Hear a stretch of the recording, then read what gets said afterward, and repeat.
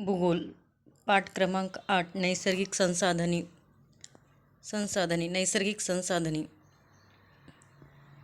आकृती 8.1 मधील चित्राचे निरीक्षण करा. विचार करून खालील प्रश्नांची उत्तरे द्या. वरील चित्रामध्ये काय दिसत आहे?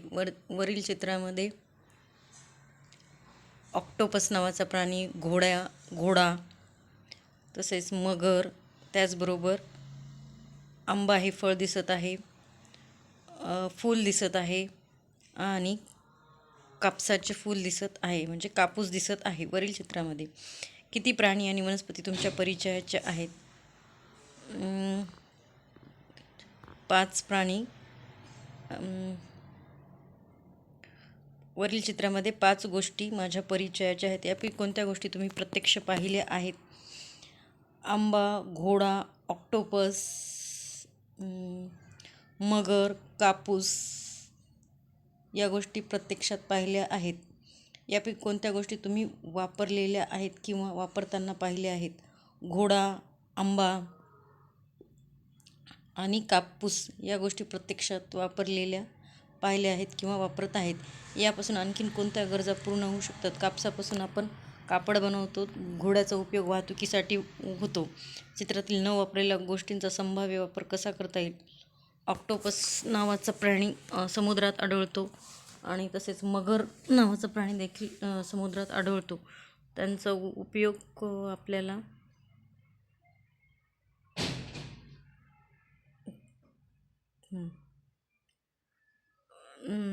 भौगोलिक स्पष्टीकरण. पृथ्वीवर अनेक गोष्टी आपल्याला पाहावयास मिळतात. त्यापैकी काही गोष्टी आपल्या नेहमीच्या परिसरात सुद्धा असतात, परंतु या सर्व गोष्टींचा आपण वापर करतोच असे नाही. निसर्गात उपलब्ध असलेल्या काही गोष्टींचा वापर करायला आपण शिकलो आहोत. उदाहरणार्थ पाणी. ज्या नैसर्गिक घटकांचा मानव वापर करतो त्यांना नैसर्गिक संसाधने असे म्हणतात. ज्या नैसर्गिक घटकांचा मानव वापर करतो त्यांना नैसर्गिक संसाधने असे म्हणतात. नैसर्गिक संसाधने वापरून मानव आपल्या गरजा भागवतो. हवा, पाणी, मृदा, जमीन, खनिजे, वनस्पती आणि प्राणी ही नैसर्गिक संसाधने आहेत. बहुतांशी नैसर्गिक संसाधने ही मर्यादित स्वरूपात उपलब्ध असतात, त्यामुळे ती अमूल्य आहेत. यापैकी हवा हे संसाधन सर्वत्र विपुल प्रमाणात आढळते. हे संसाधन कधीही कमी होत नाही, परंतु हवेच्या गुणवत्तेत बदल होऊ शकतो.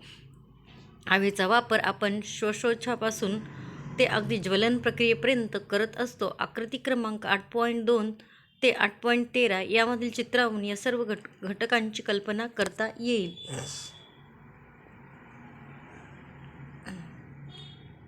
आकृती क्रमांक 2 शेतीकाम. आकृती क्रमांक 8.3 मासेमारी. आकृती क्रमांक 8.4 मध गोळा करणे. आकृती क्रमांक 8.5 पाणी काढणे. आकृती क्रमांक 8.6 लाकडे व लाकूड फाटा गोळा करणे.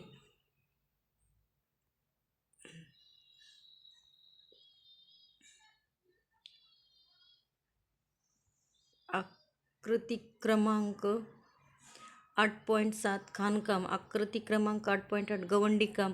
आकृती क्रमांक 8.9 मीठ मिळविणे. आकृती क्रमांक 8.10 रबराचा चीक मिळविणे. आकृती क्रमांक 8.11 डिंक गोळा करणे. आकृती क्रमांक 8.13 प्राण्यांद्वारे माल वाहतूक करणे.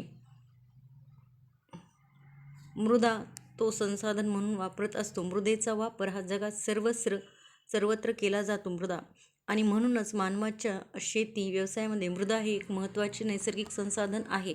मृदा निर्मिती प्रामुख्याने मूळ खडक, हवामान, जैविक घटक, जमिनीचा उतार आणि कालावधी या घटकावर अवलंबून असतो. यापैकी हवामान व खडकाच्या प्रकारानुसार वेगवेगळ्या प्रदेशात निरनिराळ्या प्रकारची मृदा तयार होते. मृदेची निर्मिती ही अत्यंत संथपणे होणारी प्रक्रिया आहे.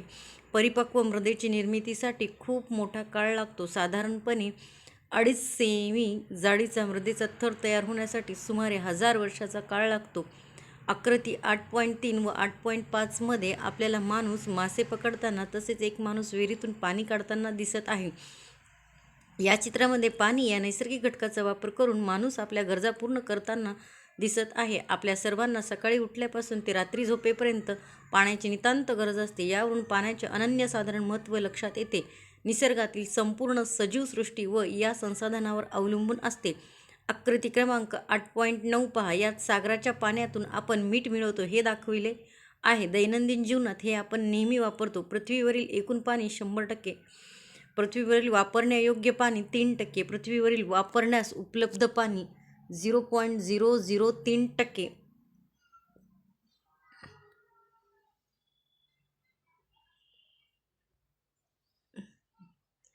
आकृती क्रमांक 8.2 8.13 यामधील चित्राचे निरीक्षण करून वर्गात चर्चा करा. ही चर्चा करताना चित्रातील प्रत्येक घटकामध्ये विचार झाला पाहिजे. त्यासाठी खालील मुद्दे विचारात घ्या. चित्रामधील व्यक्ती कोणकोणती कामे करताना आढळत आहेत? खाणकाम, शेतीकाम. त्यामुळे त्यांना काय काय मिळणार आहे? खाणकामापासून खनिजे मिळतात, शेतीकामापासून पिके मिळतात, तसेच रबरापासून रबराच्या झाडाच्या चिकापासून रबर तयार करता येतो. आकृती 8.12 मधील जमिनीवर लावलेल्या मोठ्या पंख्याचा वापर कशासाठी केला जातो? आकृती क्रमांक 8.12 मधील जमिनीवर लावलेल्या पंख्याचा वापर पवनचक्की यापासून ऊर्जा मिळवण्यासाठी, पवनचक्की म्हणजे पवन ऊर्जा मिळवता येते. ट्रकमध्ये काय भरले जात आहे? त्यापासून आपल्याला काय मिळणार आहे? ट्रक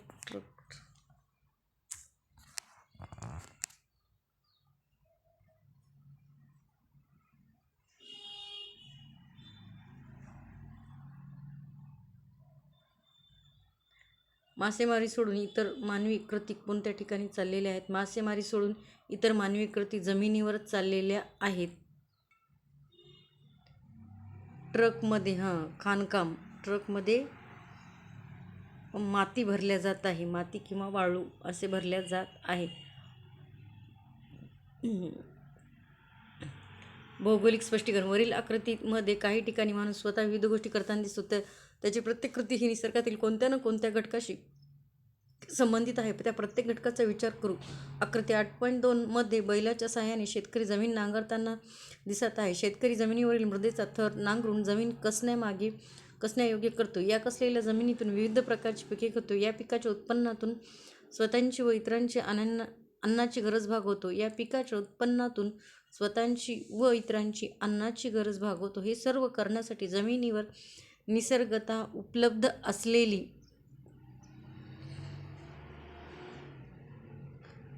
मृदा तो संसाधन म्हणून वापरतो. मृदेचा वापर हा जगात सर्वत्र केला जातो. म्हणूनच मानवाच्या शेती व्यवसायामध्ये मृदा हे एक महत्त्वाचे नैसर्गिक संसाधन आहे. मृदा निर्मिती प्रामुख्याने मूळ खडक, हवामान, जैविक घटक, जमिनीचा उतार आणि कालावधी या घटकावर अवलंबून असतो. यापैकी हवामान व खडकाच्या प्रकारानुसार वेगवेगळ्या प्रदेशात निरनिराळ्या प्रकारची मृदा तयार होते. मृदेची निर्मिती अत्यंत संथपणे होणारी प्रक्रिया आहे. परिपक्व मृदेच्या निर्मितीसाठी खूप मोठा काळ लागतो. साधारणपणे 2.5 सेंटीमीटर जाडीचा मृदेचा थर होण्यासाठी सुमारे 1000 वर्षापूर्वीचा काळ लागतो. आकृती 8.3 व 8.5 यामध्ये आपल्याला माणूस मासे पकडताना तसेच एक माणूस विहिरीतून पाणी काढताना दिसत आहे. या चित्रामध्ये पाणी या नैसर्गिक घटकाचा वापर करून माणूस आपल्या गरजा पूर्ण करताना दिसत आहे. आपल्या सर्वांना सकाळी उठल्यापासून ते रात्री झोपेपर्यंत पाण्याची नितांत गरज असते. यावरून पाण्याचे अनन्यसाधारण महत्त्व लक्षात घेऊन निसर्गातील संपूर्ण सजीव सृष्टी संसाधनावर अवलंबून आहे. आकृती 8.9 यात सागराच्या पाण्यातून आपण मीठ मिळवतो हे दाखवेल. दैनंदिन जीवनात हे आपण नेहमी वापरतो. जागतिक जलसाठा व उपलब्धता.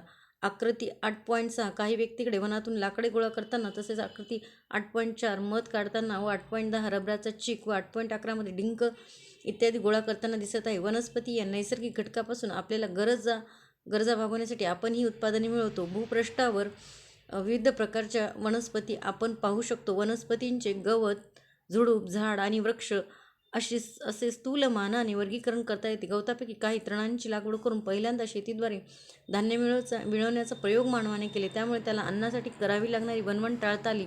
मानव वस्ती करून राहू लागला.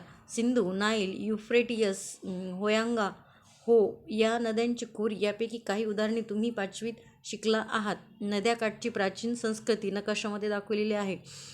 आशिया खंड, युफ्रेटियस टायग्रियस, मेसोपोटेमिया, इजिप्त, भूमध्य समुद्र, नाईल, आफ्रिका.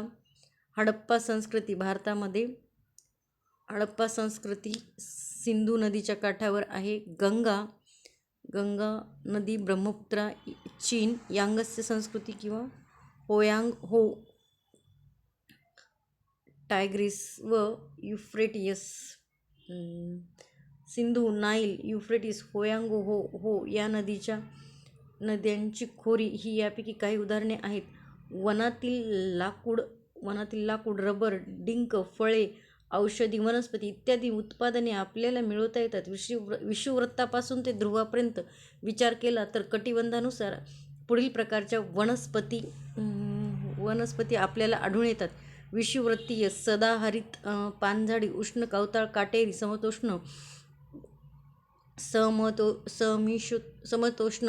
समशीतोष्ण कवताळ, रुदरपर्णी, सूचिपर्णी व टुंड्रा. वनप्रदेशामुळे वनस्पतीवर अवलंबून असणारे अनेक प्राणी वनामध्ये वास्तव्य करतात.